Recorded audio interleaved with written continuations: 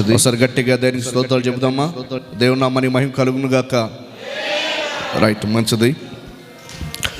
గమనించండి, మే నెల 1-2 నూతనంగా మనం నిర్మించుకున్న మందిరం ప్రతిష్ఠిత కొరకు ప్రార్థన చేస్తూ ఉన్నాం. మీరందరూ కూడా ప్రార్థించండి. దేవుని కృపను బట్టి ఒక 2 రోజులు మీటింగ్స్ ఏర్పాటు చేసి పెద్దల చేత ఈ మందిరాన్ని ప్రతిష్ఠించడానికి, జీవం కలిగిన దేవుని సేవలో ఈ పరిచర్య ముందు కొనసాగటానికి మీరందరూ కూడా ప్రార్థన పూర్వకంగా సిద్ధపడాలని నేను ప్రభువును బట్టి మరోసారి వ్యక్తిగతంగా మీరు ప్రార్థించమని, అనుదిన మీ ప్రార్థనలో పరిచర్య కొరకు మీరు ప్రార్థించమని నేను ప్రభువును బట్టి మనవి చేస్తూ ఉన్నాను. నాకు తెలిసి ఇంచుమించు ఒక 300 మంది పైచలకు పరిచర్య ద్వారా బాప్తిసం తీసుకున్న వాళ్ళు కూడా ఉన్నారు. అలాగే వారందరి పేర్లు కూడా నేను నోట్ డౌన్ చేసుకోవడానికి ప్రయత్నిస్తూ ఉన్నాను. మాత్రమే కాదు, పరిచర్య మూలంగా చాలామందికి సువార్త అందించడానికి మేము సిద్ధపడుతూ ఉన్నాం. దాని కొరకు కూడా మీరు ప్రార్థించండి. అలాగే ప్రతి నెల 2వ శనివారం ఫాస్టింగ్ ప్రేయర్ ఉంటుంది, ప్రతి సెకండ్ సాటర్డే. దానికోసం మేము సిద్ధపడుతూ ఉన్నాం. ఇప్పటికీ ప్రారంభించి సంవత్సరం అయింది. గడిచిన వారం అనౌన్స్మెంట్ చేసాం. ఇంచుమించు 12 నెలల్లో 12 సెకండ్ సాటర్డేస్ ఫాస్టింగ్ ప్రేయర్ కొనసాగించడానికి సిద్ధపడ్డాం. మాత్రం కాదు, ప్రతి సంవత్సరం 7వ నెల ఫాస్టింగ్ ప్రేయర్ ఉంటుంది. మీకు తెలుసు, ప్రకటించలేదు, కంటిన్యూగా దాన్ని నేను వ్యక్తిగతంగా కొనసాగిస్తూ ఉన్నాను. ఒక నెలంతా కూడా ప్రభు సన్నిధిలో గడిపి 7వ నెలలో వర్షపాతం ఎక్కువగా ఉంటుంది కాబట్టి బయటికి వెళ్ళి మనం సువార్త ప్రకటన చేయలేవు. దానికోసం వ్యక్తిగతంగా నేను సిద్ధపాటు కలిగి దేవుని సన్నిధిని ఆనందించడానికి ఇంకా మరికో సమయాన్ని దేవుని సన్నిధిలో గడపడానికి ప్రయత్నిస్తూ ఉన్నాం. దీని కొరకు మీరు ప్రార్థన చేయండి. అలాగే ప్రతి ఉదయం మీ కొరకు మేము ప్రార్థన చేస్తూ ఉన్నాం. మా కుటుంబం పరిచర్యలో ఉన్న మేమందరూ కూడా మీ కొరకు ప్రార్థన చేస్తూ ఉన్నాం. పరిచర్య ఇంకా అనేకులకు ముందుకు తీసుకెళ్ళి పరిచర్య ద్వారా అన్యజనుల రక్షణ పొందాలి అన్నది మా ఆలోచన. అన్యజనులు క్రీస్తు స్వారూప్యంలోనికి, క్రీస్తుని ఎరగటానికి, బాప్తిసం పొందటానికి సిద్ధపడుతూ ఉన్నారు. డిఫరెంట్ మన మాటలో చెప్పాలంటే ఆ పదం ఉపయోగించకూడదు. డిఫరెంట్ బ్యాక్గ్రౌండ్ నుండి వచ్చిన వారు కూడా పరిచర్యకు వస్తూ ఉన్నారు. వారందరూ కూడా నా ఆలోచన యేసుక్రీస్తు ద్వారా కేవలము ఆరోగ్యాన్ని, స్వస్థతను పొంది మాత్రమే వెళ్ళడం కాదు, కానీ ఆత్మరక్షణ పొందాలన్నది నా ప్రార్థన ధ్యేయం. కాబట్టి వారందరి రక్షణార్థమై మీరు కూడా మీ వంతుగా మీరు ప్రార్థించాలని నేను ప్రభువును బట్టి మనవి చేస్తూ ఉన్నాను. ఈ సంవత్సరము ఆఖరి ఆదివారపు సందేశాన్ని ప్రకటించడానికి నేను సిద్ధపడుతూ ఉన్నాను. రండి, మనం కలిసి ఈ సంవత్సరపు ఆఖరి ఆదివారపు ఆరాధన వర్తమానాన్ని విందాం. ఎంతమంది సిద్ధంగా ఉన్నారు? ఒకసారి గట్టిగా మీ చేతులు ఎత్తి చూపిస్తారా? ఓ, థ్యాంక్ యూ, వండర్ఫుల్. చాలామంది కొంచెం చేతులు ఎత్తలేదు. అంటే మీరంతా కూడా కొంచెం డల్గా ఉన్నారన్నట్టు నాకు అర్థమైంది.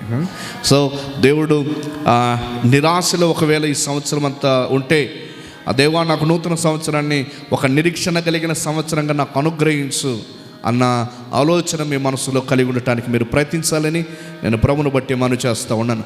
ఒక వచనాన్ని చదివి అందులో నుండి కొన్ని సంగతులు ఈ సమయమందు ఈ ఆఖరి దినాన్న, అంటే ఆఖరి ఆదివారాన వినటానికి సిద్ధపడదాం. ఫిలిప్పీయులకు రాసిన పత్రిక 3వ అధ్యాయము. అపోస్తలుడైన పౌలు ఫిలిప్పీయులకు రాసిన పత్రిక 3వ అధ్యాయము 13వ వచనాన్ని నేను చదువుతూ ఉన్నాను. దయచేసి బైబిల్ కలిగిన వాళ్ళు మీరు గ్రంథాన్ని తెరిచి మీ ముందు ఉంచుకోవాల్సిందిగా నేను ప్రభువును బట్టి మనవి చేస్తూ ఉన్నాను. ఇది ఈ సంవత్సరపు ఆదివారంలో చివరి వర్తమానం. చాలా సంతోషంగా నేను ఫీల్ అవుతూ ఉన్నాను. అదే సందర్భంలో చాలా ఈ సంవత్సరాది మొదలుకొని ప్రతి ఆదివారం మాట్లాడుతున్నప్పుడు నాలో ఒక రకమైన ఆ ఫీలింగ్, ఆ మూమెంట్, నా ఆ అంతరాత్మలో ఒక తెలియని ఆ భావన కూడా నా మట్టుకు నేను కలిగి ఉన్నాను. రైట్, దిగినీకృతమైన ఈ ద్వంద్వ పరిస్థితుల మధ్య మీ ముందు నిలబడటానికి దేవుడు కృప చూపించాడు. రైట్, మంచిది. ఈ సమయమందు మనం లేఖనములుండి సంగతులు వినటానికి సిద్ధపడదాం. సహోదరులారా, ఇదివరకే నేను పట్టుకొని ఉన్నానని తలంచను, అయితే ఒకటి చేయుచున్నాను, వెనుక ఉన్నవి మరిచి ముందున్న వాటి కొరకై వేగిరపడుచు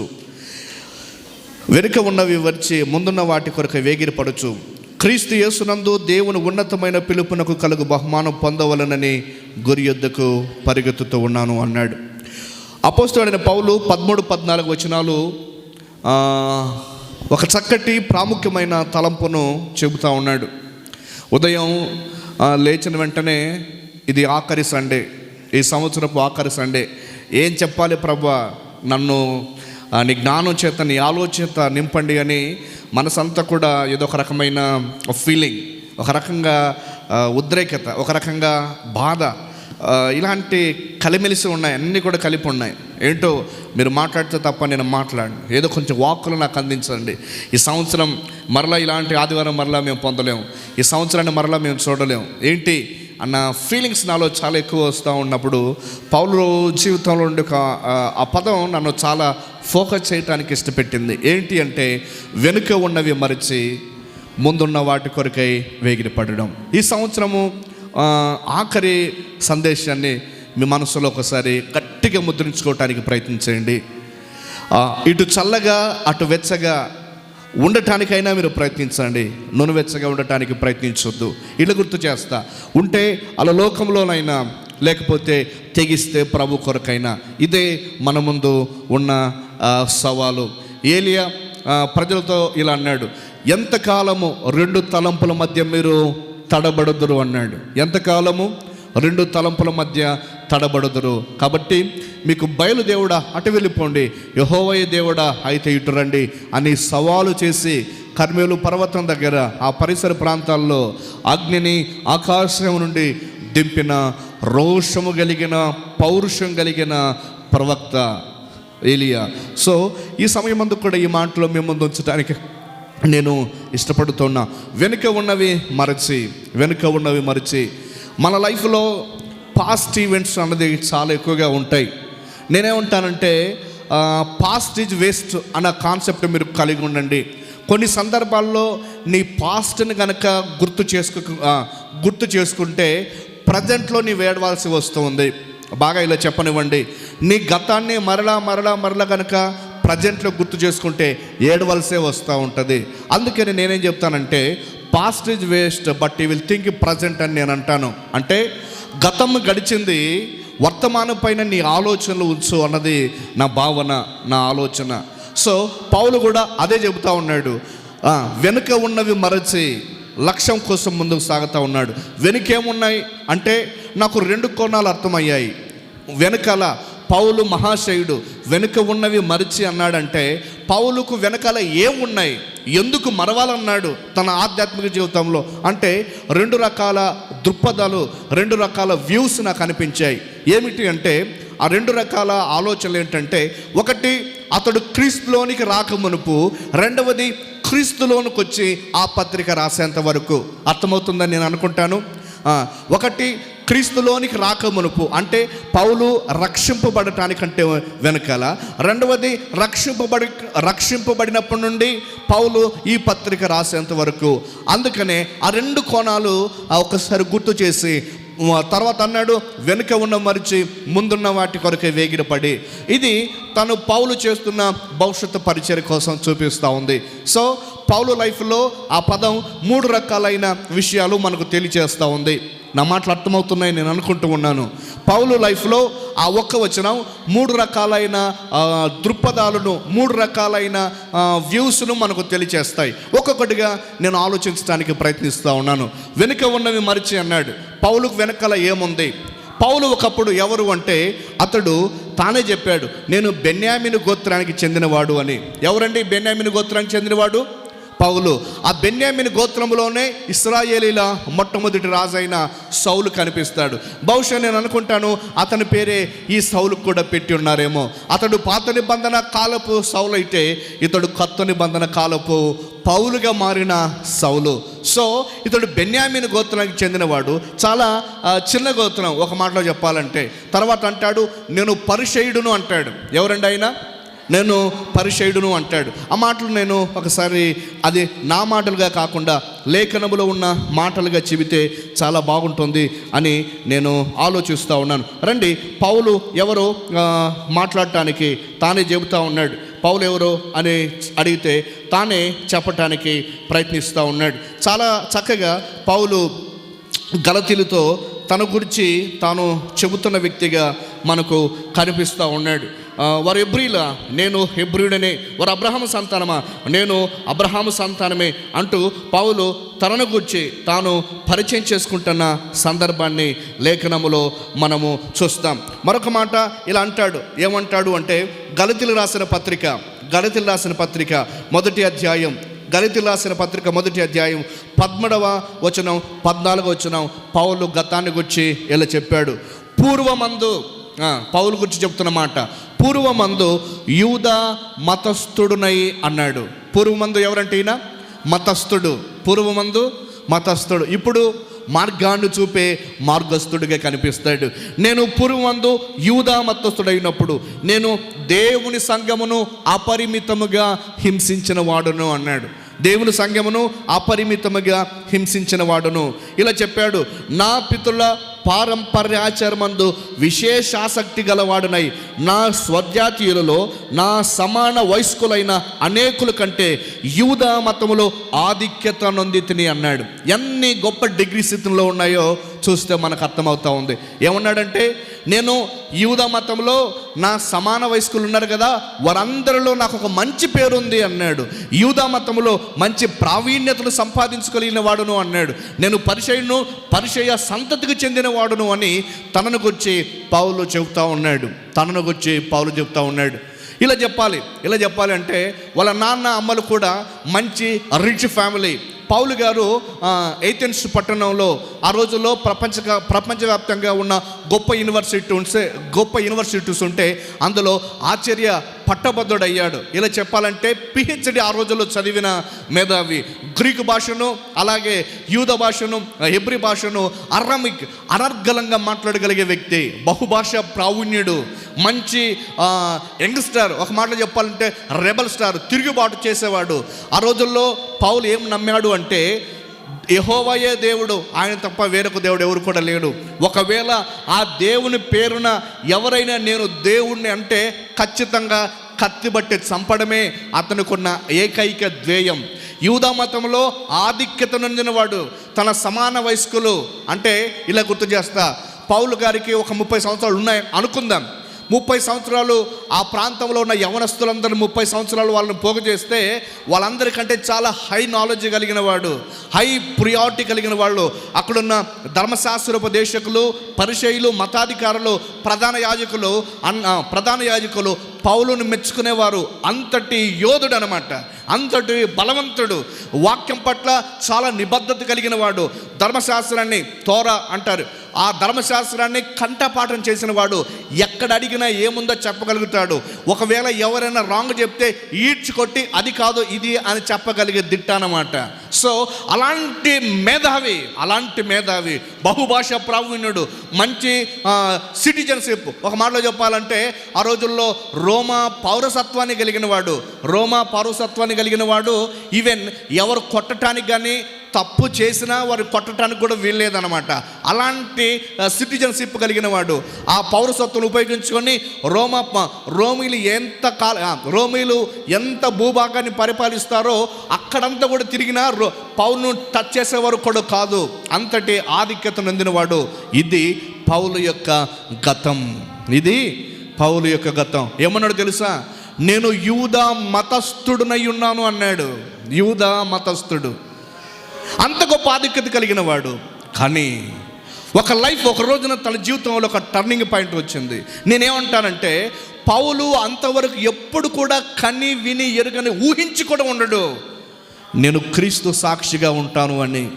క్రీస్తు అని తన పేరు, క్రీస్తు అనే వ్యక్తి ఎవరైనా ఆ పేరును ఉచ్చరించినా తన ఒంటిలో ఉన్న రక్తం ఆ పదాన్ని జీర్ణించుకునేది కాదు.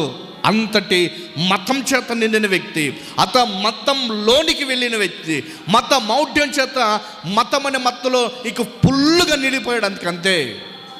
అది పౌలు యొక్క గతం. ఒక పర్యాయము స్టెఫెన్ గారు క్రీస్తుని గురించి మాట్లాడుతూ ఉన్నప్పుడు అతడు చంపబడటానికి, రాళ్ళతో కొట్టి చంపబడటానికి సాక్షిగా పౌలు ఉన్నాడు. అంటే క్రీస్తు పేరెత్తితే ఖచ్చితంగా ఈ క్రైస్తవును చంపాలన్న ఆలోచన చేత ప్రధాన యాజకుల దగ్గర మన భాషలో చెప్పాలంటే లైసెన్స్ తీసుకొచ్చాడనమాట. ఇదిగో క్రైస్తవులు, దమస్కు ప్రాంతంలో క్రైస్తవులు ఉన్నారు, అక్కడ ఉన్న క్రైస్తవుల్ని ఖచ్చితంగా నేను చంపేస్తాను, చంపితే యూదా పెద్దలుగా మీరేం కూడా నన్ను అనకూడదని ఒక లైసెన్స్ తెచ్చుకున్నాడు. వారికి కావాల్సింది కూడా అదే, ఒక లైసెన్స్ ఇచ్చి ఇలాంటి యవనస్తును మనం పట్టుకుంటే చాలా సంతోషమని వాళ్ళ లైసెన్స్ ఇచ్చి పంపించారు. యెరూషలేము నుండి దమస్కు మార్గానికి వెళ్తూ ఉన్నాడు. మధ్యాహ్నం తనతో పాటు తన అనుచరులు అలా పోతా ఉన్నప్పుడు దేవుడు అకస్మాత్తుగా ఒక భయంకరమైన ప్రభావితమైన వెలుగు పౌలుకు కనిపించగా కింద పడితే అంత కూడా ఏం జరుగుతుందో కూడా తెలియని పరిస్థితి. కింద పడిన వెంటనే కళ్ళు కోల్పోయిన తర్వాత ఒక స్వరం వినిపిస్తూ ఉంది, సౌలా నీవేళ నన్ను హింసిస్తున్నావు అని పౌలుకు ఒక స్వరం వినిపిస్తూ ఉంది. కింద పడినా సౌలా నీవేళ నన్ను హింసిస్తున్నావు అంటే ఒకవైపు 2 మాటలు చెప్పాడు. ప్రభువా అన్నాడు, రెండవది నీవెవడు అంటాడు. కింద పడ్డాను కాబట్టి ప్రభు అనే ఫీలింగ్ వచ్చిందేమో, అరే నేను మతం చేత నింపబడిన వ్యక్తి కాబట్టి నేను అంత ఎందుకని ప్రభు అనాలి అని చెప్పి నీవెవడు అంటాడు. అంటే ఒకవైపు ప్రభు అన్నాడు, మరొక వైపు నీవెవడు, ఒకవేళ నన్ను కింద పడేసావా, ఎవరు నీవు, ఏమై ఉన్నావు అన్న ఆలోచన పౌలులో ఎంత అహంకారం ఉందో తెలియజేస్తూ ఉంది. ప్రభువా నీవెవడు అంటే అప్పుడు ఒక మాట అన్నాడు, నీవు హింసిస్తున్న యేసును సౌలా అన్నాడు. దేవుని నామానికి మహిమ కలుగును గాక. అప్పటికే ఎంతోమందిని కొట్టాడు, ఎంతోమందిని ఇబ్బంది పెట్టాడు, ఎంతోమందిని ఒక మాటలో చెప్పాలంటే కొంతమంది చావటానికి కారకుడయ్యాడు. నేను హింసిస్తున్న యేసును సౌలా అంటే ప్రభువా ఇప్పుడు నేను ఏం చేయాలి, దట్ ఈస్ క్వశ్చన్. ఇప్పుడు నేను ఏం చేయాలి? ఒక రైట్ టైంలో ఒక రైట్ పర్సన్ను రైట్ క్వశ్చన్ అడిగాడు, ఇప్పుడు నేనేం చేయాలి? ప్రియులారా, ఈ మధ్యాహ్న కాల సమయం మీ ముందు ఒక మాట ఉంచాలనుకుంటూ ఉన్నా. ఈ సంవత్సరం నువ్వేం చేసావో తెలియదు, ఈ సంవత్సరం ఎలా బ్రతికావో నీకు బాగా తప్ప నీకెవరు తెలియదు. నీ పక్కనే ఉన్న నీ భార్యకి కానీ, నీతో కలిసి సహవాసాన్ని పంచుకుంటున్న నీ స్నేహితులు కానీ ఎవరికి తెలియదు. బట్ నీ జీవితం ఏంటో నీకే బాగా తెలుసు. నీ జీవితం ఏంటో నీకేం తెలుసు. ఎవడొక మాట ఉంచుతూ ఉన్నా, రాబోతున్న సంవత్సరం నువ్వు ఏం చేయాలనుకున్నావు, రాబోతున్న సంవత్సరం నువ్వు ఎలా ఉండాలనుకుంటూ ఉన్నావు, రాబోతున్న సంవత్సరం ఎలా జీవించాలని ప్రిపేర్ అవుతూ ఉన్నావు, అది నాకు తెలియదు. డిసిజన్ ఫర్ యూ, ఇది నీకు మాత్రమే సంబంధించింది. నేనేం చేయాలి, నువ్వేం చేయాలో నేను చెబుతా, వెళ్ళు అని ఒక ప్రాంతానికి పంపించాడు. అది అక్కడ నుండి పౌలు మరొక వ్యక్తిగా మనకు కనిపిస్తాడు. మతస్థుడు మార్గస్థుడు అయ్యాడు, హింసకుడు ప్రేమికుడయ్యాడు. పరిచర్యలో ఆయన ఏమన్నాడు అంటే, నేను పరిసయ్య సంతతి చెందినవాడు, ఇప్పుడు పరిచారకుడు అయ్యాడు. యేసుక్రీస్తు మీద కత్తి పెట్టాడో అదే యేసుక్రీస్తు కొరకు సాక్షిగా మారిన పౌలును మనం చూస్తాం. 3 రోజులు చూపును కోల్పోయిన వ్యక్తిగా పౌలు మనకు కనిపిస్తాడు. వినండి, యోనా 3 రాత్రింపగళ్ళు చేప కడుపులో ఉన్నాడు. యేసుక్రీస్తు 3 రాత్రింపగళ్ళు సమాధి గర్భంలో ఉన్నాడు. పౌలు 3 రాత్రులు 3 పగళ్ళు 3 రోజులు చీకటిగా కళ్ళు కోల్పోయిన వ్యక్తిగా ఉన్నాడు. ఒకసారి ఈ కంపారిజన్ స్టడీస్ చూస్తే ఆశ్చర్యం అనిపిస్తూ ఉంటుంది. సో పౌలు ఎప్పుడైతే పొరల వంటివి అననీయ వచ్చి ప్రార్థన చేయగా పౌలు కళ్ళలో పొరల వంటివి రాలగా అతడు దృష్టి పొందాడు అన్న మాటను మనం లేఖనంలో చూస్తాం. అంతవరకు సౌలుగా పరిచయమైన ఆ సమాజానికి ఇప్పుడు ఒక కొత్త వ్యక్తిగా పౌలుగా పరిచయం అవుతూ ఉన్నాడు. మరలా వెళ్ళి యెరూషలేముకి వెళ్ళి నేను మారానండి, దమస్కు మార్గంలో ప్రభువుని నేను చూశానంటే అందరూ కూడా నమ్మలేకపోయారు. కొత్త వేషం వేశాడు మనోడు, ఈ వేషం వేసుకుని వచ్చి మనల్ని ఇబ్బంది పెట్టాలని, ఇక్కడున్న వ్యక్తులను ఈ రకంగా చంపాలని అనుకుంటున్నాడని వాళ్ళు ఎవరు కూడా నమ్మలే. కానీ బర్నబా సంఘానికి పరిచయం చేశాడు. బర్నబా పౌలు కంటే ముందే రక్షింపబడిన వాడు. బర్నబా పౌలు కంటే ముందే ప్రభువుని ఎరిగిన వ్యక్తి. పౌలు కంటే ముందు బర్నబా దేవుణ్ణి అడిగిన వ్యక్తి. ఒక మాటలో చెప్పాలంటే పౌలును సంఘానికి పరిచయం చేసిన మొట్టమొదటి వ్యక్తి బర్నబా. తనకంటే గొప్పవాడైనా చాలా సందర్భాల్లో మొదటి మిషనరీ ప్రయాణంలో పౌలు బర్నబా కలిసి పనిచేస్తే బర్నబా తనకంటే గొప్పవాడైనా కానీ పౌలునే ముందు పెట్టాడు. కారణం ఏంటో తెలుసా? లేఖనాలు బాగా తెలుసు.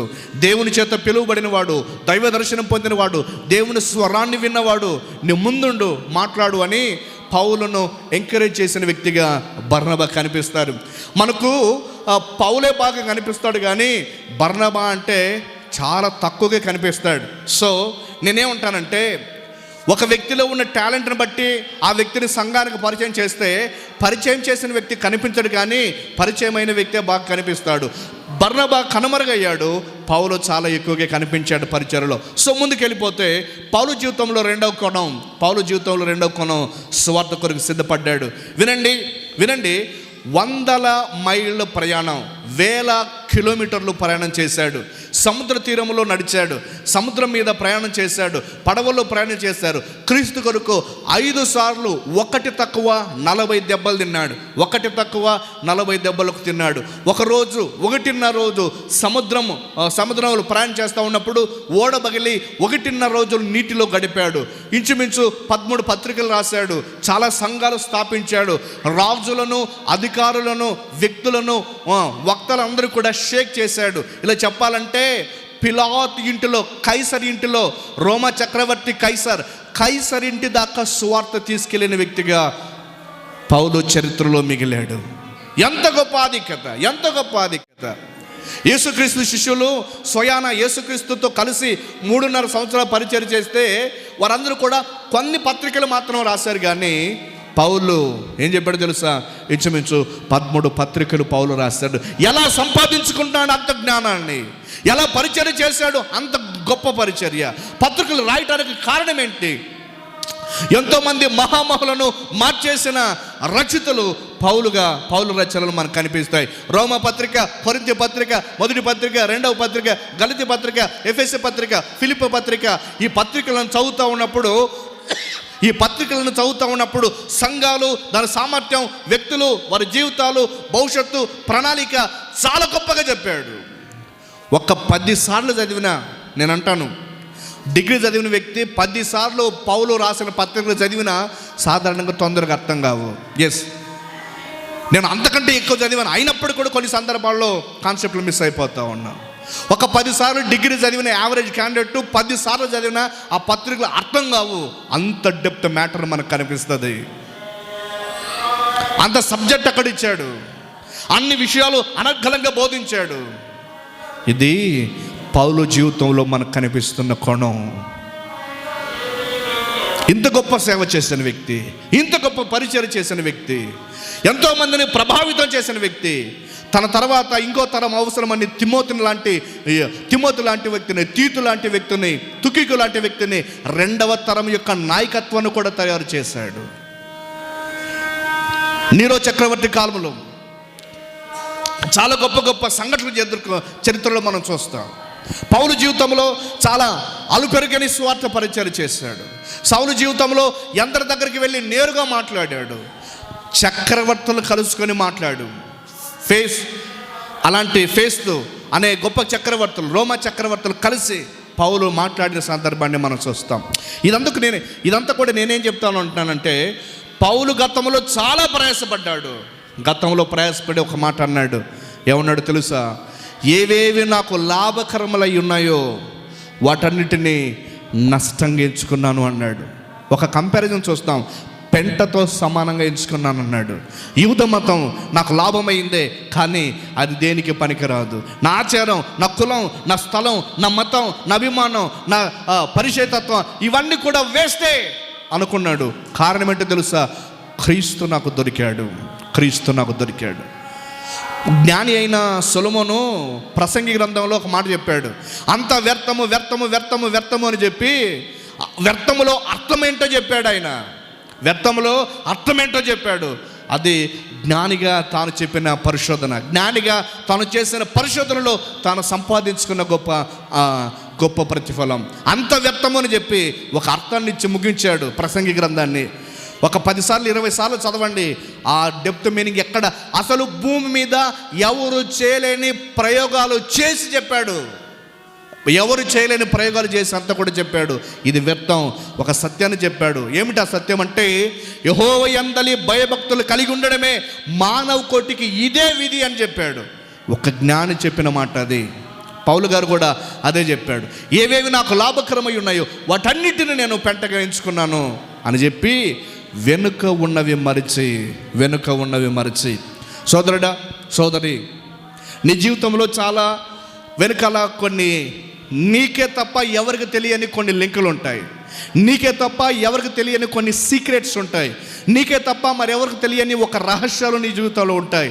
బట్ నేనేమంటానంటే, అవన్నీ ఎవరితో పంచుకోమని కాదు నా ఉద్దేశం. గతాన్ని మర్చిపో. గతంలో ఎలా ఉన్నావో తెలియదు, గతంలో ఎలా బ్రతికావో తెలియదు. గత జీవితం అంటే చీకటి కావచ్చు, గతమంతా ఒక ఇబ్బంది కావచ్చు, గతమంతా కూడా ఒక రోగంతో కావచ్చు, గతమంతా కూడా వేదన కావచ్చు. ఇవన్నీ కూడా వదిలిపెట్టి భవిష్యత్తు కొరకు నీవు సిద్ధపడు.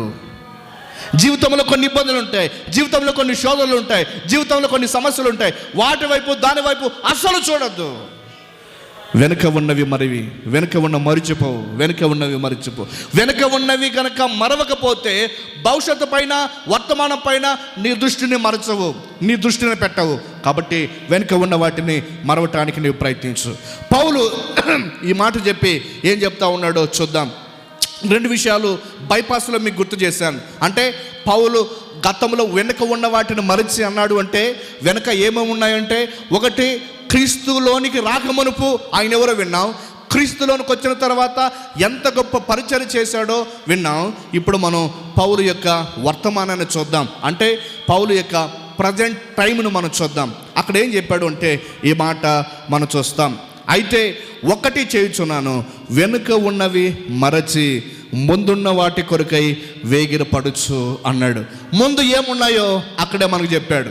వెనుక 2 సంగతులు మనం అవుట్లైన్లో విన్నాం. ముందు ఏమున్నాయో మనం చూద్దాం. ఫిలిప్పీయులకు రాసిన పత్రిక 3వ అధ్యాయం 14వ వచనాన్ని చదువుతూ ఉన్నా. ముందు ఏమున్నాయో, పౌలు ముందు ఎలాంటి లక్ష్యాలు ఉన్నాయో, పౌలు సాధించవలసిన, పౌలు చేరుకోవలసిన గమ్యాలు ఏంటో 3 మాటలు అక్కడ మనం చూస్తాం. ఫిలిప్పీయులకు రాసిన పత్రిక 3వ అధ్యాయం 14వ వచనం, క్రీస్తు యేసునందు దేవుని ఉన్నతమైన పిలుపునకు కలుగు బహుమానం పొందవలనని గురి ఎద్దకే పరిగెత్తుతూ ఉన్నాను. పౌలు ఆ 14వ వచనంలో 3 విషయాలు తెలియచేశాడు. మొదటిది ఏమిటి అంటే 14వ వచనం ఈ మాట చూస్తాం. క్రీస్తునందు దేవుని ఉన్నతమైన పిలుపు. పౌలుకు ముందేం కనిపిస్తుంది? దేవుని పిలుపు కనిపిస్తూ ఉంది. నిజమే, పౌలును దేవుడు పిలిచాడు. పౌలును ప్రభువే పిలిచాడు. దమస్కు మార్గం మధ్యాన, ఇదిగో నా సాక్షిగా నీవు రాజుల ఎదుట, అధికారుల ఎదుట, ప్రధాని ఎదుట నేను నిన్ను నిలుపుతాను అన్నాడు. దేవుడు పౌలును సేవకు పిలిచినప్పుడు ఈ మాటలే అతనితో చెప్పిన సందర్భాన్ని మనము చూస్తాం. అతడు అన్యజనుల ఎదుట, దేవుని ఎదుట నాకు సాక్షిగా ఉంటాడు అన్న మాటను పౌలుతో లేక అననీయతో ప్రభు చెప్పిన మాటలు మనము చూస్తూ ఉన్నాం. అపొస్తలుల కార్యములు 9వ అధ్యాయం 15వ వచనంలో అననీయతో దేవుడు అంటున్న మాటలు ఏమిటంటే, ప్రభు అంటున్న మాటలు ఏమిటంటే, అందుకు ప్రభు నువ్వు వెళ్ళము, అన్యజనుల ఎదుటను, రాజుల ఎదుటను, ఇశ్రాయేలీయుల ఎదుటను నా నామం భరించుటకు ఇతడు నేను ఏర్పరచుకొనిన సాధనమై ఉన్నాడు అన్నాడు. పౌలు గురించి ఏం చెప్పాడు తెలుసా?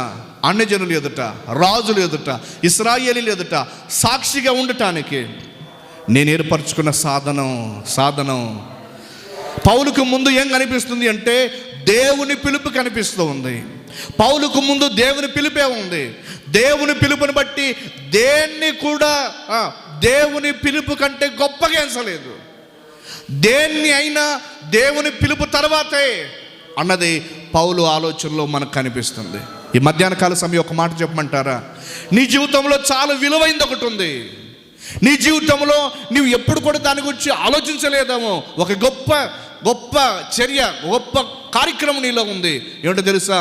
పౌలుకు దేవుని ఉన్నతమైన పిలుపు ఉంటే నీకు అలాంటి దాంతో సమానమైన రక్షణ అన్నది నీకుంది. యేసుక్రీస్తుని ఎప్పుడైతే నువ్వు విశ్వసించావో, యేసుక్రీస్తుని ఎప్పుడైతే నువ్వు నమ్మావో, అప్పుడే ఒక రక్షణ నీకు నీ జీవితంలో దొరికింది.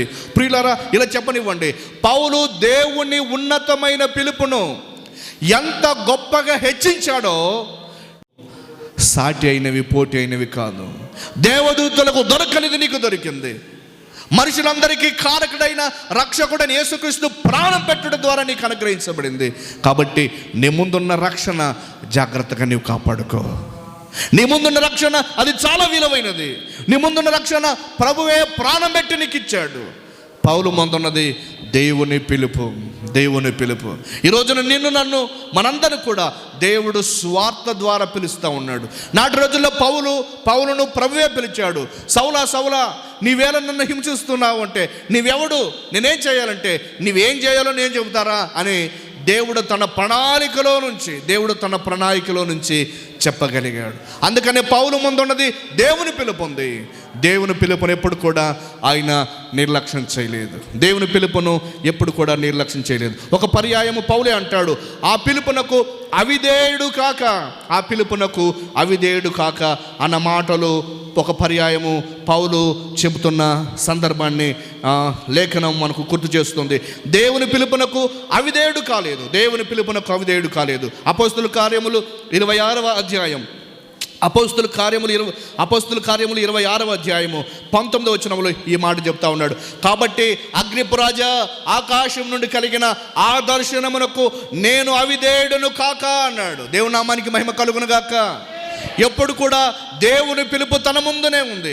తాను ఏం చేస్తున్నా దేవుని పిలుపు ఉంది. తాను సువార్త ప్రకటించిన ఆ పిలుపు కొరికే, సంఘాలు కట్టిన ఆ పిలుపు కొరికే, ఉత్తరాలు రాస్తున్న ఆ పిలుపు కొరికే, ఎవరితోనైనా నిలబడి వాక్యం చెబుతున్న ఆ పిలుపు కొరికే, సంత వీధుల్లో, బజారుల్లో ఎక్కడైనా సరే కలిసి మాట్లాడుతున్న పిలుపుకి ఎప్పుడు కూడా అవిధేయుడు కాలేదు.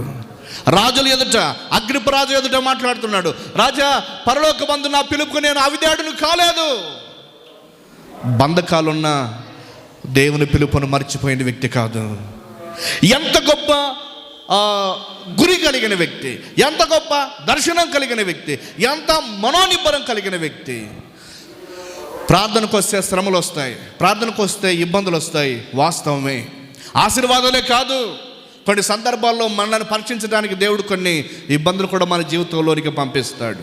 అప్పుడే కనుక నిలబడ్డావంటే, అప్పుడే కనుక స్టెబిలిటీ అయ్యావంటే నిన్ను కదల్చగలిగే వ్యక్తి ఎవరు కూడా లేరు. దయచేసి దైవజనమ, క్రైస్తవ జీవితం అంటే సంతోషం, ఆనందం, ఆశీర్వాదమే కాదు, దానితో పాటు శ్రమ కూడా వస్తుంది. అందుకని పౌలు అన్నాడు, 1 తక్కువ 5 మారులు దెబ్బలు తిన్నాను అన్నాడు. కొరడాలతో కొట్టాడు, రాళ్ళతో కొట్టాడు. ఒక సముద్రములో ప్రయాణం చేస్తూ ఉన్న ఓడ పగిలి 1.5 రోజు నీళ్ళల్లో గడిపారు. తినటానికి తిండి లేదు, అనేకులు తినటానికి తిండి లేదు. ఒక మాట చెప్పాలంటే వేసుకోవటానికి వస్త్రాలు కూడా, సరైన వస్త్రాలు కూడా లేవు. చాలా కటిక, భయంకరమైన, దుర్భరమైన జీవితాన్ని జీవించాడు.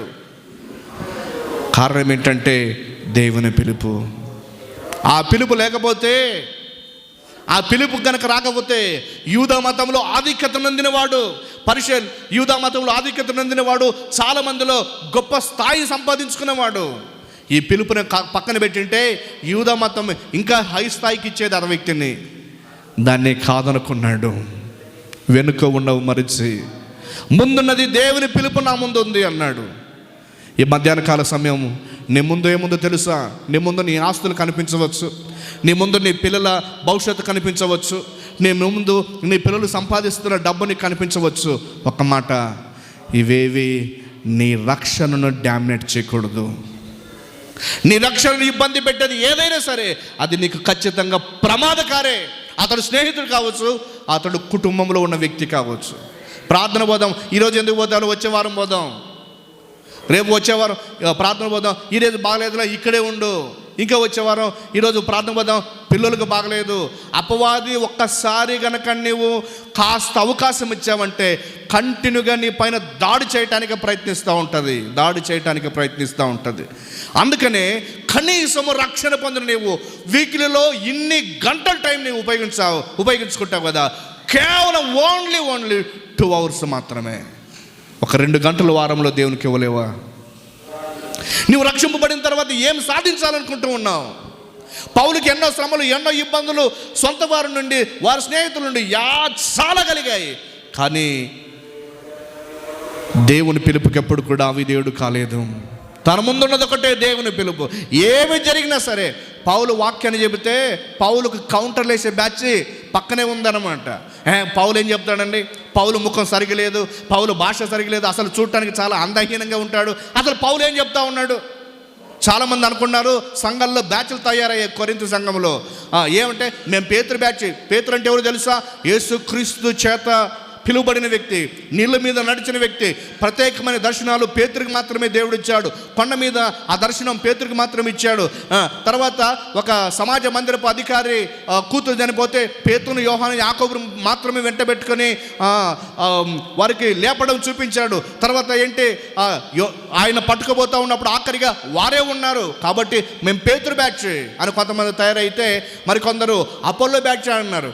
అపోలో అంటే అతడు ధర్మశాస్త్రం ముందు ప్రవీణత కలిగిన వాడు. కొంతమంది అపోలో బ్యాచ్ అన్నారు, ఇంకా కొందరు మేము పౌలు బ్యాచ్ అన్నారు. అప్పుడు పౌలు గారు నిలబడి అన్నారు, ఇది తెలుసా, పౌలు ఎవరు, కేఫా ఎవరు, అపోలో ఎవరు? వీరందరూ పరిచారకులే కదా, నేను పరిచారకుడు. నేను నాటాను, వేరొకరు నీళ్లు పోశారు, ఇంకొకరు దేవుడు వృద్ధి కలుగు చేశాడు.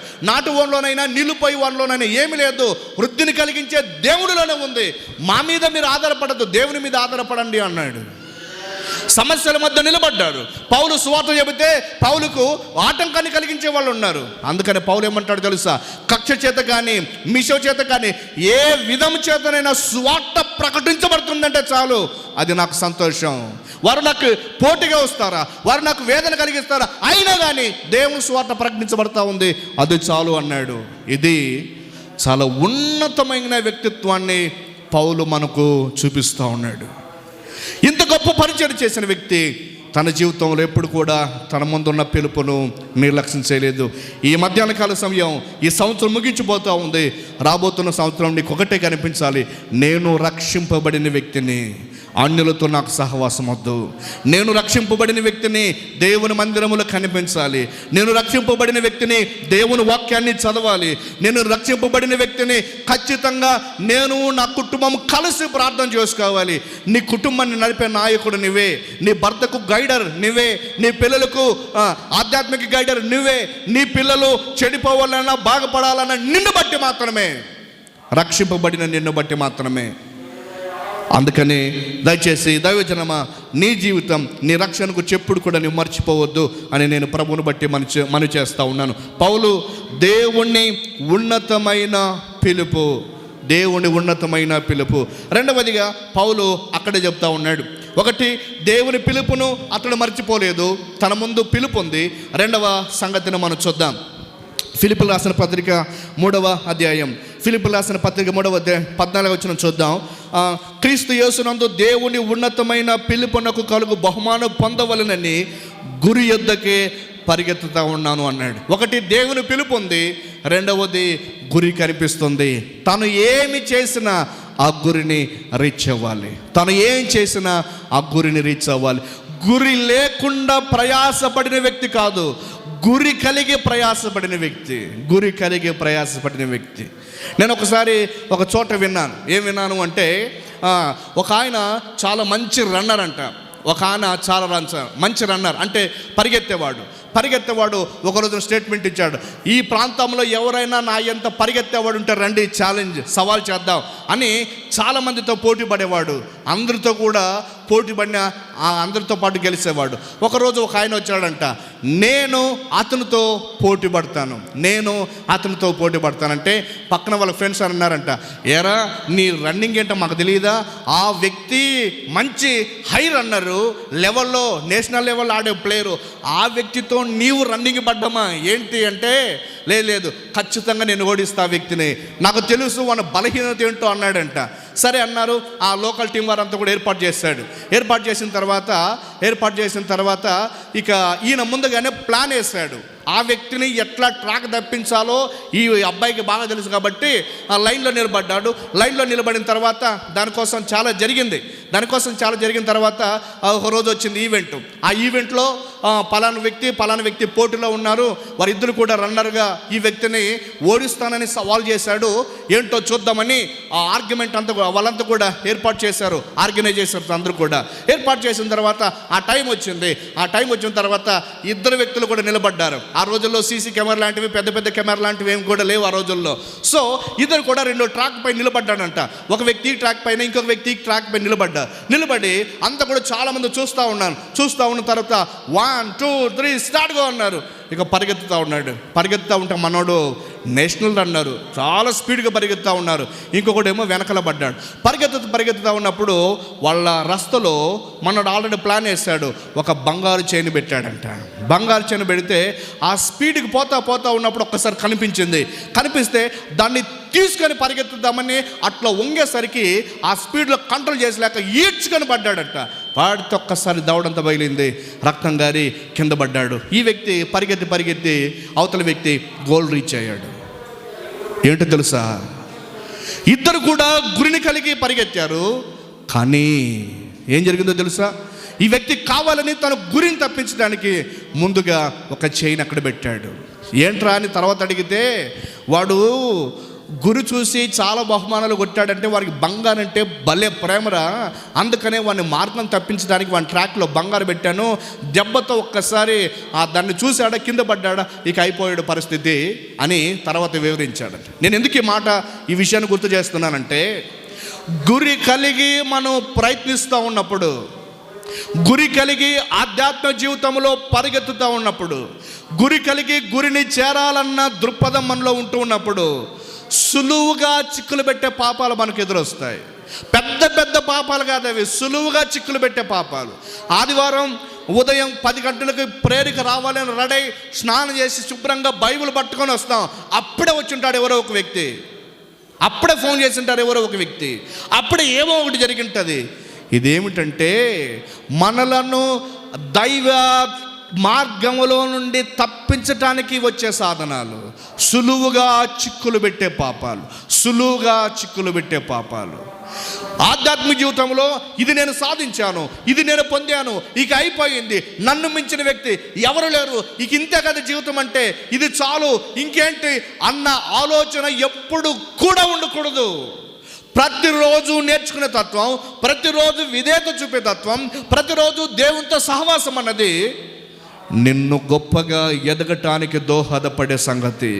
పౌలే అంటాడు, ఇదివరకే నేను గెలిచానని, ఇదివరకే నేను సంపూర్ణ సిద్ధి పొందానని నేను అనుకుంటలేదు, ఒకటి చేస్తూ ఉన్నాను, వెనుక ఉన్న మరచాను. పౌలు అనుకోవచ్చు కదా, ఇన్ని సంఘాలు కట్టాను, ఇంతమంది సేవకులను తయారు చేశాను, ఇంత ప్రయాణం చేశాను, ఇంతమంది ఎదుట నేను నిలబడ్డాను, ఇంత వ్యక్తులు నేను ప్రభావితం చేశాను, ఇన్ని పత్రికలు రాశాను అని ఎప్పుడు కూడా వాటిని బట్టి పొంగిపోలే అన్నది. అందుకనే ఆయన చెప్తా ఉన్నాడు, ఇదివరకే నేను గెలిచానని, ఇదివరకే నేను సంపూర్ణ సిద్ధి. 12వ వచనం, ఫిలిప్పీ పత్రిక 3వ అధ్యాయం 12వ వచనం, ఇదివరకే నేను గెలిచితునైనను, ఇదివరకే సంపూర్ణ సిద్ధి పొందితునైనను నేను అనుకోవటం లేదు, కానీ దేని నిమిత్తం యేసుక్రీస్తు చేత పట్టబడుతున్నో దానిని పట్టుకునేట కరకై పరిగెత్తుతా ఉన్నాను అన్నాడు.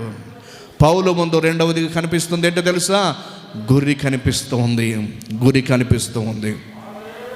ప్రియ సోదరుడా, సోదరి, ఈ మధ్యాహ్న కాల సమయంలో నీ గురి ఎటువైపు? నీ గురి దేన్ని చూపిస్తూ ఉంది? నీవు గురి కలిగి ప్రయాణించే వ్యక్తిగా, గురి కలిగి ఆధ్యాత్మికంగా పరిగెత్తే వ్యక్తిగా నీవున్నావా? గురి లేని వ్యక్తిగా తిరిగే వ్యక్తిగా నీవున్నావా? తేల్చుకోవటానికి నీ ముందు ఈ సంగతి నేను ఉంచుతూ ఉన్నా. పౌలు వెనుక ఉన్న మరిచి ముందున్న వాటి కొరకు వేగిన పడుతూ ఉన్నానంటే, ముందు ఉన్న ఏమిటంటే, ఒకటి దేవుని పిలుపు ఉంది, రెండవది పౌలు ముందు గురి కలిగి ఉన్నాడు. ఎక్కడ కూడా గురి చూడకుండా పరిగెత్తిన వ్యక్తి కాదు. గురి చూసి, అంటే ఒక ప్లాన్ ప్రకారంగా, ఒక ప్రణాళిక ప్రకారంగా పౌలు సిద్ధపడిన సందర్భాన్ని మనం చూస్తాం. అతడు 3 మిషనరీలు ప్రయాణం చేశాడు.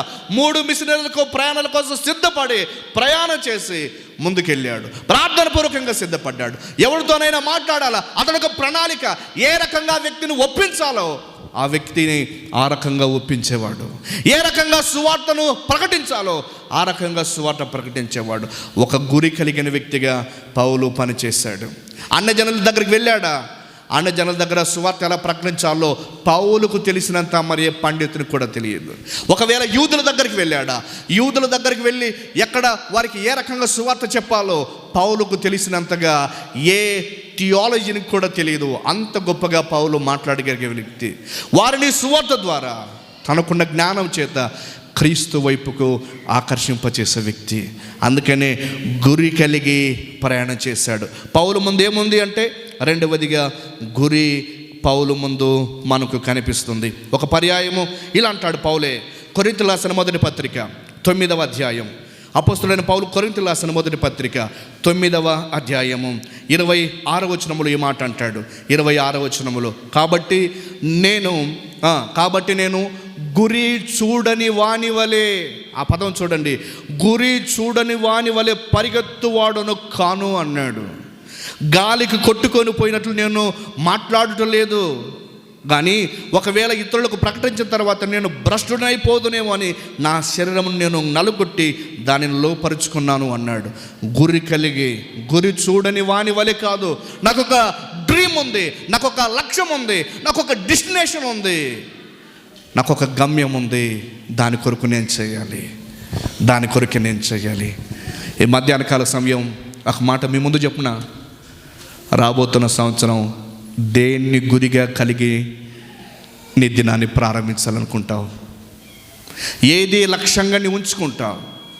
ఈ సంవత్సరం అంతా ఈ వాటిని వదిలిపెట్టాలి, ఈ సంవత్సరం అంతా ఈ అలవాట్లు వదిలిపెట్టాలి, ఈ సంవత్సరం అంతా ఈ రకమైన ఆలోచన నాకు ఉండాలి, ఈ సంవత్సరం అంతా ఉదయం లేచిన వెంటనే బైబిల్ ఖచ్చితంగా ఈ సంవత్సరం నేను ముగించాలి, ఈ సంవత్సరం అంతా నేను కష్టపడిన దానిలో సేవ చేయాలి, ఈ సంవత్సరం అంతా స్వార్థ పరిచయకు నా వంతుగా నేను చేయాలి, ఈ సంవత్సరం అంతా మందిరంలో ఒక పని చేయాలి, ఈ సంవత్సరం అంతా సమాజంలో ఒక వ్యక్తిగా ఉండాలి, ఈ సంవత్సరం అంతా ప్రతిరోజు ఏ వ్యక్తి అని కలిస్తే ఆ వ్యక్తిని ప్రేమతో మాట్లాడించి స్వార్థ ప్రకటించాలి. ఇట్టి లక్షణాలు, ఇట్టి నిర్ణయాలు మన జీవితాన్ని ప్రభావితం చేస్తాయి. పౌలు ముందున్న వాటి కొరకు వేగిరి పడుతూ ఉన్నాడు. పౌలు ముందేమున్నాయంటే, ఒకటి దేవుని పిలుపు పౌలుకుంది. ఏది చేసినా పిలుపుకు తగినట్టుగానే చేస్తూ ఉన్నాడు. ఏది చేసినా పిలుపును మీరే ప్రవర్తించట్లేదు. తను ఏం చేసినా పిలుపు కొరకే. రెండవదిగా గురిని మనం చూస్తాం. కొందరు మాట్లాడుతూ ఉంటారు, ఏం మాట్లాడతారో వాళ్ళకి తెలియదు. కొందరు ప్రార్థన చేస్తూ ఉంటారు, ఏం చేస్తారో తెలియదు. కొందరు పరిచయం స్టార్ట్ చేస్తారు, ఎందుకు పరిచయం స్టార్ట్ చేస్తారో కూడా తెలియదు. కొందరు మాట్లాడుతూ ఉంటారు, అసలు ఎక్కడ మాట్లాడుతూ ఉంటారో కూడా తెలియదు. కొందరు అనవసరమైన దానికోసం అనవసరంగా సమయాన్ని కూడా వృధా చేసేవాళ్ళు ఉన్నారు. నేస్తం, నీ జీవితంలో నువ్వు ఎంత విలువైన వాడో నీ సమయం కూడా అంతే విలువైంది. వృధాగా జీవితాన్ని పాడు చేసుకున్నావా, నీ లైఫ్ టైం కూడా పాడైపోతే వయసు పైబడిన తర్వాత ఏమి కూడా చేయలేరు. అందుకనే ఒక గురిని కలిగి ఉండు. ఆ గురి కోసం నీవు ప్రయత్నించు. ఒక ఆయన అన్న ఒక మిషనరీ లైఫ్ స్టోరీ నేను చదివాను.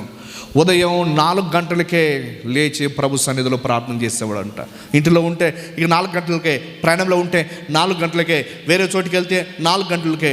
4 అయిందే తనకు ఒకటే గురి, ఉదయం 4 అయింది నేను ప్రార్థనలో ఉండాలి, ఉదయం 4 అయింది ఖచ్చితంగా నేను ప్రార్థన చేయాలి, ఉదయం 4 అయింది ఖచ్చితంగా నేను ఎక్కడున్నా సరే, ప్రయాణంలో ఉన్నా, పని చేస్తూ ఉన్నా, ఇంటి దగ్గర ఉన్నా, మరి ఏం చేస్తున్నా, 4 గంటలు అయిందంటే చాలు అతనికి ఒకటే గురి, నేను ఖచ్చితంగా ప్రార్థన. నా లైఫ్లో విలువైన సమయాన్ని దేవునికి ఇవ్వడం నాకు అవసరం, అంతే. గొప్ప వాళ్ళు అందరూ పడుకున్నప్పుడు వాళ్ళు పని చేయడం ప్రారంభించారు. అందుకనే వాళ్ళ పని నేటికి గట్టిగా నిలిచింది. గొప్ప వాళ్ళు సూర్యుడు ఇంకా పుట్టడానికి ముందుగానే దేవునితో పెనుగులాడారు. వారి పరిచయాలు నేటికి కనిపిస్తూ ఉన్నాయి. అందరు లేచిన తర్వాత లేద్దామనుకునే సోమరి కాదు, అందరికంటే ముందుగానే లేచి 2 గంటలు పనిచేసే వ్యక్తులు నేటికి వాళ్ళ పరిచర్యలు వెలుగుతూ ఉన్నాయి. ఒక మాట ఇలా చెప్పమంటారా? నీవు ప్రభు దగ్గర, ఒక ఆయన నాకు ఇలా సజెషన్ చేశాడు, సామేలు నీవు ప్రజల ముందు నిలబడడానికంటే ముందు, నన్ను నేరుగా వెళ్ళి అన్నాడు, నాకంటే పెద్ద ఆయన, నీవు ప్రజల ముందు నిలబడేదానికంటే ముందు దేవునితో నిలబడు. ప్రజలతో 2 గంటలు మాట్లాడాలనుకుంటే 3 గంటలు ప్రభుత్వం నిలబడు. అది నీకు ఆశీర్వాదం. నేను ముట్టగలిగే వ్యక్తి, టచ్ చేయగలిగే వ్యక్తి ఎవరు కూడా కనిపించరు. అంత గొప్పగా నీ పరిచయం ఉంటుందని నన్ను ప్రోత్సహించారు. నేను చేస్తున్నది కూడా అదే. ఎవరో లేటానికంటే ముందుగా నేను లేచాను. నా కొరకు నేను, పరిచయం కొరకు నేను. ఒక గురి లేకపోతే ఏది కూడా చేయలేము. గురి లేకపోతే ఏది కూడా చేయలేము. పౌలు అదే చెబుతా ఉన్నాడు, దేవుని ఉన్నతమైన పిలుపు కలుగు బహుమానం పొందవలనని గురి యొద్దకే పరిగెత్తుతా ఉన్నాను అన్నాడు. ఎక్కడ సమరయ, ఎక్కడ పరిసయుడు, ఎక్కడండి యూదా మతంలో ఆధిక్యత చెందినవాడు? మతస్థుడైన వ్యక్తి మార్గం కొరకు ఇంత ప్రయత్నిస్తూ ఉన్నాడా? హింసకుడు ఇంత ప్రేమిస్తూ ఉన్నాడా? హానికరుడు ఇంత కరుణ చూపుతూ ఉన్నాడా? కఠిన హృదయం కలిగిన వ్యక్తి కరుణను గురించి ఇంత బాగా చెబుతా ఉన్నాడా? ఎందరినో చంపటానికి సాక్షి అయితే క్రీస్తు కొరకు హతసాక్షి ఎలా అయ్యాడు? గురి గురి గురి గురి. పౌలు జీవితంలో 3వ సంగతి చెప్పి నేను సందేశాన్ని ముగిస్తూ ఉన్నా, చాలా దాటిపోయొచ్చా. పౌలు జీవితంలో 3వ సంగతి ఏంటో తెలుసా? అక్కడే చెప్పాడు, దేవుని ఉన్నతమైన పిలుపు నాకు కలుగు బహుమానం. నా కొరకు దేవుడు ఒకటి సిద్ధపరిచాడు. ఏంటో తెలుసా? నేను బహుమానం కొరకు కాదు, మొదటిగా నా ముందు దేవుని పిలుపు ఉంది. ఆ దేవుని పిలుపును గురిగా పెట్టుకున్నాను. వీటి కొరకు నేను ప్రయత్నిస్తున్నాను కాబట్టి అవార్డు రివార్డు అది నా వెంట వస్తుంది. బహుమానం కొరకు దేవుని ఉన్నతమైన పిలుపు నాకు కలుగు బహుమానం పొందవలనని గురి యొద్దకే పరిగెత్తుతూ ఉన్నాడు. నా కొరకు బహుమానం ఉంది. పౌలు ఒక మాట అంటాడు, ఏమంటాడంటే, అందరూ పరిగెత్తుదురు కానీ ఒక్కరే. కొరింథీయులకు రాసిన మొదటి పత్రిక 11వ అధ్యాయంలో అంటాడు, ఏమంటాడంటే 9వ అధ్యాయంలో అపోస్తలుడైన పౌలు, జస్ట్ ఒక 5-6 నిమిషాలు ముగిస్తాను, నా సమయం దాటి వచ్చాను, చాలా సందర్భాలు ఎక్కువగా మాట్లాడినట్టు. కొరింథీయులకు రాసిన మొదటి పత్రిక 9వ అధ్యాయం 24 వచనం చూద్దాం. కొరింథీయులకు రాసిన మొదటి పత్రిక 9వ అధ్యాయం 24 వచనం. పందెపు రంగమందు పరిగెత్తు వారందరూ పరిగెత్తుదురు కానీ ఒక్కడే బహుమానం పొందునని మీకు తెలియదా? అటువలే మీరు పరిగెత్తే వాళ్ళలా కాదు పరిగెత్తాల్సింది, బహుమానం పొందినట్లుగా పరిగెత్తండి అన్నాడు. మనము వాళ్ళు పరిగెత్తుతూ ఉన్నారు, వీళ్ళు పరిగెత్తుతూ ఉన్నారు, వాళ్ళ ప్రార్థనకు వస్తారు, వీళ్ళు ప్రార్థనకు వస్తారు, వాళ్ళు కానుకలు ఇస్తూ ఉన్నారు, వీళ్ళు కానుకలు ఇస్తూ ఉన్నారు, వాళ్ళ పాటలు పాడుతూ ఉన్నారు, వీళ్ళు పాటలు, ఈ పోటీ మనకు. ఏమన్నాడు? 10 మంది పరిగెత్తాలంటే 11 వ్యక్తి 10 మందిలాగా పరిగెత్తాలని కాదు అంటాడు ఆయన. ఏమంటాడు? ఒక్కడే కదా ప్రైజ్ పొందేది, ప్రైజ్ పొందేటట్లుగా పరిగెత్తండి అని చెప్తా ఉన్నాడు. నాణ్యమైన భక్తి అంటే అదే. పౌలుకు ఒక పర్యాయం తిమోతికి రాసిన 2వ పత్రిక 4వ అధ్యాయం, తిమోతికి రాసిన 2వ పత్రిక 4వ అధ్యాయము 8వ వచనంలో ఆ మాట చెప్పి నేను సందేశాన్ని ముగించాలనుకుంటా. బహుమానం అన్నాడు కదా, ఏమన్నాడు తెలుసా? తాను సజీవుడిగా ఉన్నప్పుడే, తాను చనిపోవటానికంటే ముందు పౌలు విశ్వాసం, పౌలు నిరీక్షణ చెబుతా ఉంది. ఏంటో తెలుసా? ఇక మీదట నా కొరకు నీతి కిరీటం ఉంచబడిన, దేవుని నామానికి మహిమ కలుగునుగాక, హల్లెలూయా. దేవుని నామానికి మహిమ కలుగునుగాక, హల్లెలూయా. పౌలు అంటున్నమాట, నా కొరకు బహుమానం ఒకటి ఉంది, కిరీటం ఒకటి ఉంది. మరి చెప్తా ఉన్నాడు, నా కొరకు మాత్రమే కాదు, తన ప్రత్యక్షతను అపేక్షించే వారందరి కొరకు నీతి కలిగిన న్యాయాధిపతి అయిన దేవుడు ఆ కిరీటాన్ని ఇవ్వడానికి సిద్ధంగా ఉన్నాడని పౌలు చెప్తా ఉన్నాడు. ప్రియ సోదరి సోదరుడా, నేను ముగిస్తూ ఉన్నా. ఈ సంవత్సరం ఎలా గడిచిందో నీకు బాగా తెలుసు. ఈ దినాలంతా కూడా ఎలా గడిచాయో నీకు బాగా తెలుసు. ఈ దినాలంతా కూడా ఎలా దొరికిపోయాయో నీకు బాగా తెలుసు. మరి రాబోతున్న దినాల కోసం నూతన సంవత్సరంలో ఎలా ఉండాలనుకుంటావు? ఎలా జీవించాలనుకుంటావు? నీ ముందు కూడా ఈ మూడు కనిపించాలి. ఒకటి దేవుని పిలుపు, రక్షణ అనే పిలుపు నాకుంది, దాన్ని నన్ను కాపాడుకోవాలి. గురి నాకు ఒకటి ఉంది, గురి చూడని వలే వ్యక్తి కాదు. అందరూ భక్తి చేస్తారు నేను కాదు, అందరూ పాటలు పాడతారు నేను కాదు, అందరూ పరిచయం చేస్తారు నేను కాదు. నాకు ఖచ్చితంగా ఒకటి ఉండాలి. నా గురి ఏంటో, నీ గురి ఏంటో నీకు బాగా తెలియాలి. నీ గురి ఏంటో నీకు బాగా తెలియాలి. ఈ రెండు నీవు ఉంటే మూడవదిగా నీ కొరకు దేవుడు ఒకటి ఉంచుతాడు, అదే బహుమానం. మన ముందు ఈ లక్ష్యాలు ఉన్నాయి. ఈ లక్ష్యాల కోసం సిద్ధపడదాం, గతాన్ని వదలదాం. పౌలు గతంలో వెనక ఉన్న మరిచి అన్నాడు. 2 కోణాలు గుర్తు చేశాను. వెనక పౌలుకి ఏమున్నాయంటే, పౌలు తన జీవితం ప్రారంభించి క్రీస్తులోనికి వచ్చేంత వరకు ఒకటైతే, క్రీస్తులోనికి వచ్చిన తర్వాత ఎంత గొప్ప పరిచయం చేశాడు, ఇవన్నీ తన ముందు కనిపిస్తాయి. ఆ పత్రిక రాసేంత వరకు ఇవన్నీ తన వెనకాల తన గుర్తుకొస్తూ ఉన్నాయి. లోగడ అలా గెలిగితే పౌలు ఇవే చెప్పగలుగుతాడు. అవన్నీ కూడా మర్చిపోయాడు. ఫోకస్ 3 విషయాలపైన పెట్టాడు. దేవుని పిలుపు, దేవుడు అనుగ్రహించిన గురి, బహుమానం. నేను ముగిస్తూ ఉన్నా. ఈజీగా తీసుకోవద్దు. ఈజీగా తీసుకొని సంవత్సరాలు దొబ్బేసాం. ఈజీగా తీసుకొని చాలా నిర్లక్ష్యంగా సమయాన్ని గడిపాం. సమయం చాలా విలువైంది. నీ జీవితాన్ని నువ్వు ఎంత విలువైంది అనుకుంటావో, నీ కాలం కూడా అంతే విలువైంది. ఒక మాట చెప్పమంటావా? 10 లక్షలు ఎక్కడైనా సమాజంలో ఎవరి దగ్గరైనా మనం తీసుకురాగలుగుతాం, అంత కెపాసిటీ నీకుంది. ఎస్, 1 గంట నీ జీవితాన్ని పొడిగించుకోలేవు దేవుడు పిలిస్తే. ఒక 5 నిమిషాలు నీకు పొడిగింపు లేదు ఈ జీవితంలో. డబ్బులు మేనేజ్ చేయగలుగుతామేమో, కానీ లైఫ్ పీరియడ్ను మూవ్ చేయలేము, కదిలించలేము. కాబట్టి పరలోక పిలుపు నీకు రాకమునిపే ఈ రక్షణ పిలుపులో నమ్మకంగా దేవుని కొరకు బ్రతికి భవిష్యత్తు అంతా కూడా ఆయన ఎరిగినవాడు, ఆయన చేతుల్లో నీ జీవితం నుంచి ధైర్యంగా నీవు బ్రతికితే బహుమానం నీ సొంతం అవుతుంది. అలా బహుమానం పొందే వ్యక్తులుగా దేవుడు మనందరినీ తన కృప చేత నింపి నడిపించను గాక. చిన్న ప్రార్థన, ఒక బర్త్డే ఉంది, అనంతరం సందేశాన్ని ముగించుకొని సెలవు తీసుకుందాం. ప్రేమ కలిగిన తండ్రి, మీకు స్తోత్రాలు. మీరు మమ్మల్ని ప్రేమించి మాకు ఇచ్చిన ప్రత్యేకమైన సమయం కొరకై మిమ్మల్ని స్తుతిస్తూ ఉన్నాం. పౌలు జీవితంలో కొన్ని సంగతులు మీరు మాట్లాడారు. వెనుక ఉన్న మరిచి ముందున్న వాటి కొరకు వేగిరపడచ్చు. ఈ మాటలు మా అందరికీ ప్రేరణ కలిగించాయి. విన్న ప్రతివారు ముందు మీ పిలుపు ఉందని, ముందు గురి ఉంది అని, ముందు బహుమానం ఉంది, వీటి కొరకు ప్రయత్నించి పనిచేసే వ్యక్తులుగా ఒక చక్కటి నిర్ణయం తీసుకొని మీ సేవలో మేమందరూ కలిసి నమ్మకం కొనసాగే వ్యక్తులుగా ఉండటానికి సహాయం చేయమని క్రీస్తు యేసుపేట ప్రార్థించి అడుగుచున్న పరమ తండ్రి, ఆమేన్. రైట్, మంచిది.